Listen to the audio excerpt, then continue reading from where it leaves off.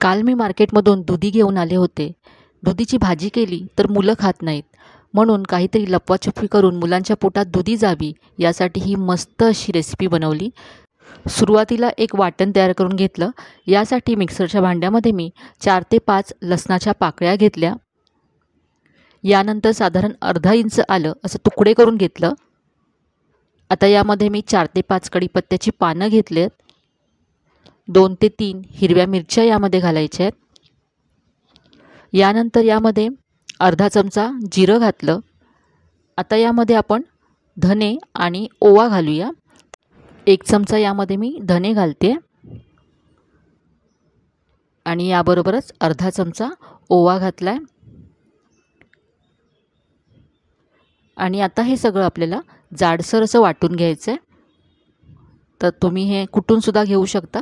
इथे मी मिक्सरच्या भांड्यामध्ये जाडसर वाटून घेतलं. हे वाटण बाजूला ठेवूया. यानंतर इथे मी पहा दुधी घेतला आहे. तर हा वजनाने 1/2 किलो आहे दुधी. हा आता आपल्याला सोलून घ्यायचा आहे. तर यानंतर आपण हा दुधी किसून घेणार आहोत. तर जी याची साल आहे दुधीची, त्याची मी आज मस्त अशी तुम्हाला चटणी बनवून दाखवणार आहे. म्हणून मी दुधी सोलून घेते.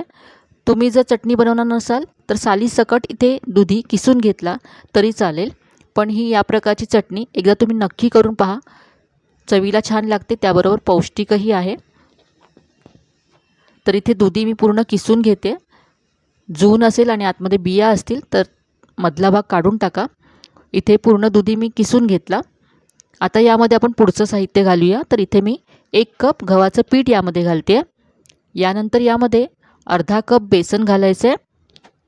1 कप आपण गव्हाचं पीठ घेतलं तर त्याच्या अर्धा कप इथे बेसन घातलं. यानंतर यामध्ये 1/2 कप तांदळाचं पीठ घालायचं आहे. तांदळाच्या पिठामुळे रेसिपी मस्त खुसखुशीत व्हायला मदत होईल. आता यामध्ये जे आपण वाटण तयार करून ठेवलं होतं ते सगळं घालायचं आहे. आता इथे मी बारीक चिरलेला कांदा घालते. एक मध्यम आकाराचा कांदा इथे मी बारीक चिरून घेतला. यानंतर भरपूर कोथिंबीर घालायची, अगदी बारीक चिरून घेतली आहे कोथिंबीर. आता यामध्ये मी 1/2 चमचा हळद घालते, रंग छान येईल रेसिपीला. यानंतर इथे मी अर्धी वाटी ताक यामध्ये घालते. आता माझ्याकडे दही नाही आहे म्हणून इथे मी ताक घालते. तुमच्याकडे दही असेल तर इथे 2 चमचे तुम्ही दही घालू शकता.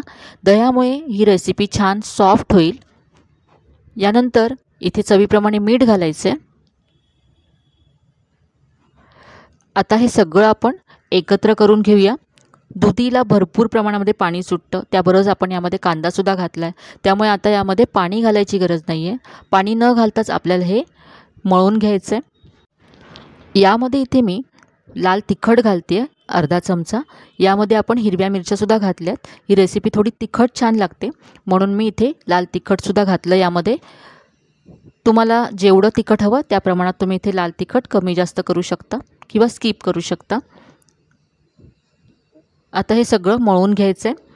यामध्ये मी अर्धा कप किंवा अर्धी वाटी मी ताक घातलं होतं, त्यामुळे अगदी व्यवस्थित माझं हे पीठ मळलं गेलं. तुम्हाला थोडंसं इथे पाणी घालायला लागू शकतं. जर तुम्ही दही घातलं तर इथे तुम्हाला 1 ते 2 चमचे पाणी घालावं लागेल. तर इथे पहा अगदी व्यवस्थित हे मळलं गेलं आहे. तुम्हाला हे पीठ जर सैल वाटत असेल तर तुम्ही थोडंसं जास्त इथे गव्हाचं पीठ घालू शकता. मला इथे 1 कपच गव्हाचं पीठ लागलं. यावरती आता मी थोडंसं तेल घातलं आणि हे पुन्हा आपण एकसारखं असं मळून घेऊया.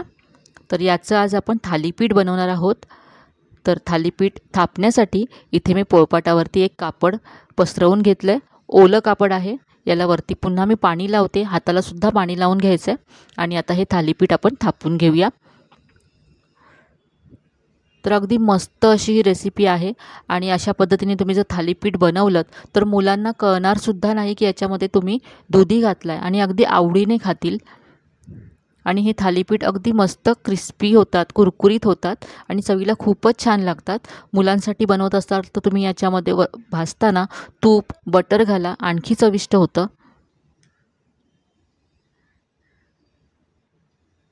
तर इथे असं मी हे पसरवून घेतलं आहे. तुम्हाला हवं असेल तर तुम्ही यामध्ये तुमच्या घरात जी पिठं असतील, ज्वारीचं पीठ असेल तर ते सुद्धा तुम्ही इथे घालू शकता. त्याबरोबरच भाज्या घालून आणखी याला पौष्टिकसुद्धा बनवू शकता. तर हे असं मी थापून घेतलं. अगदी पातळ असं मी हे पसरवून घेतलं आहे. पाहू शकता किती पातळ मी हे थापलं आहे.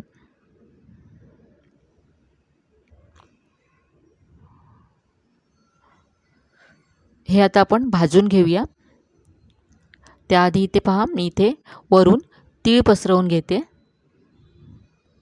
दिसायला थालीपीठ मस्त दिसतं, त्याचबरोबर हे क्रिस्पी होतात. तीळ आणि दाताखाली आल्यावरती खूप छान लागतात.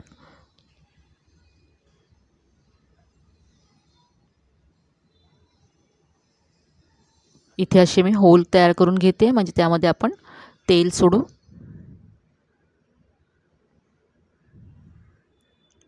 आता आपण भाजून घेऊया थालीपीठ. तर इथे मी गॅसवरती तवा गरम करून घेतला आहे आणि यावरती मी थोडंसं तेल घातलं आहे. तेल पसरवून घेऊया आणि आता कापडासकट हे थालीपीठ असं तव्यावरती घालायचं आहे आणि अलगद हे कापड काढून घ्यायचं आहे. आता हे थालीपीठ आपण एका बाजूने आधी भाजून घेऊया आणि मग उलटून घेऊ. आणि या थालीपीठानंतर मी तुम्हाला दुधीच्या सालीची चटणीसुद्धा बनवणार आहे, त्यामुळे व्हिडिओ शेवटपर्यंत पहा. तर इथे मी थोडंसं तेल सोडलं, उलटून घेऊया. पाहू शकता किती मस्त रंग आला आहे आपल्या थालीपीठाला. दुसऱ्या बाजूने सुद्धा हे आता असंच भाजून घेऊया. दोन्ही बाजूने अगदी खरपूस असं हे भाजून घ्यायचं आहे. हे थालीपीठ छान असं दोन्ही बाजूने खमंग भाजलं गेलं आहे. काढून घेऊया. दिसायला अगदी मस्त दिसतंय. आता आपण दुधीच्या सालीची चटणी बनवूया.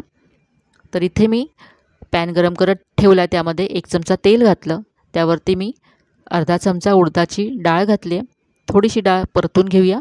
आता यामध्ये हिरव्या मिरच्या घालायच्या आहेत. मी इथे 2 हिरव्या मिरच्या घातल्या. मिरच्या परतून घेतल्या आणि यावरती आता दुधीची साल जी होती ती घालायची आहे. दुधी स्वच्छ धुवून नंतर आपण सोलून घेतलं आहे. आता ही साल आपल्याला सॉफ्ट होईपर्यंत परतून घ्यायचे. ते इथे पहा 2 ते 3 मिनटामध्ये ही साल आहे दुधीची छान सॉफ्ट झाले. आता हे सगळं मिक्सरच्या भांड्यामध्ये काढून घेतलं. यानंतर यामध्ये थोडंसं ओलं खोबरं घातलं. यानंतर थोडीशी यामध्ये कोथिंबीर घालायची आहे. चवीप्रमाणे यामध्ये मीठ घालायचं आहे आणि आता पाणी घालून ही चटणी वाटून घ्यायची आहे. चटणी इथे वाटून घेतली आहे मी. त्याबरोबरच मिक्सरच्या भांड्यामध्ये पाणी घालून तेही यामध्ये काढून घेतलं. आता चटणीवरती फोडणी घालूया. तर इथे मी 1 चमचा तेल गरम करून घेतलं आहे. यामध्ये पाव चमचा मोहरी घालायची आहे. यानंतर थोडीशी कढीपत्त्याची पानं घालायची आहेत. तुमच्याकडे जर लाल मिरची असेल तर तीसुद्धा घालू शकता. ही मस्त अशी फोडणी चटणीवरती घातली आणि ही अगदी पौष्टिक अशी दुधीच्या सालीची चटणी तयार आहे. नक्की करून पहा. इथे आता मी ही थालीपीठं सर्व केलेत. यावरती मी बटर घातलं आहे चटणीबरोबर, कांद्याबरोबर. त्याचबरोबर आपण जी चटणी बनवली त्याबरोबर हे मी सर्व केलं आहे.